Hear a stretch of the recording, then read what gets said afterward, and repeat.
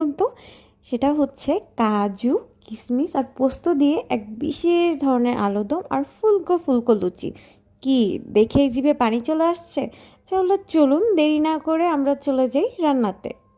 এরপর চলে যাই মেন রান্নায়। কড়াইটা খুব সুন্দর করে গরম করে আমরা তাতে সরিষার তেল দিয়ে দিচ্ছি।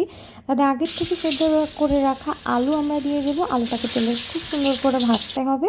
আমরা আলুতে সামান্য পরিমাণ হলুদ দিয়ে দেব।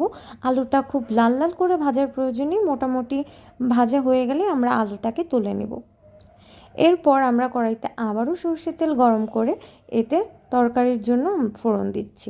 প্রথমে আমরা এলাচ, দারচিনি, এরপরে শুকনো মরিচ ও তেজপাতা দিয়ে হালকা একটু ভেজে নেব।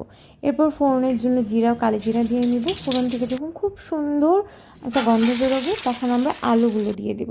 আলুগুলোকে দিয়ে খুব সুন্দর করে আমরা তেলের সাথে ভেজে এতে আদা জিরে বাটা হাফ চামচ